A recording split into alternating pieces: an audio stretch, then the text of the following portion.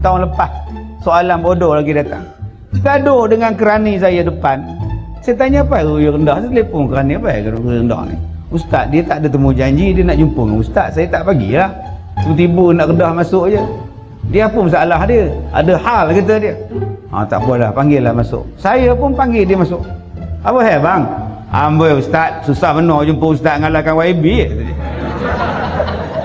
Kena seliang kata saya. Jumpa YB tak susah macam ini. Saya cakap ramai orang berkata bang, kalau abang tak ikut queue marah orang pula. Orang lain dah temu janji dah sebulan abang. Duduklah bang, tak apalah. Apa masalah abang? Okey ustaz, senang cakap. Ustaz tengok saya. Okey, sekarang ustaz tengok saya. Kenapa ustaz tak kata saya ni Imam Mahdi? Sudah.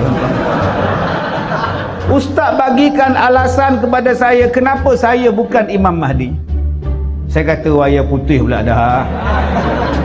Orang lain cakap saya bukan Imam Mahdi, sedangkan saya ada ciri-ciri keimaman Mahdian itu kata dia. Saya kata, saya tengok badan dia tegap, orangnya besar dia ni, kalau dia rimbuk saya tak bangun dah saya tuan-tuan. Kalau saya kata dia bukan Imam Mahdi, mau dia cekak saya buat smackdown. Saya cakap dekat dia, abang nama apa? Saya tengok abang bulu kening tu bercantum, macam ciri tu ada lah. Dia punya dahi pun luas, lapang, adalah putih, kulit pun macam ada ciri. Tahu pun tak apa, yang ni lah saya nak. Nampak? Orang lain tak nampak ustaz. Ustaz nampak. Tapi abang boleh cakap Arab? Tak boleh. Abang duduk di mana? Cemur kata dia. Yang tu silap abang.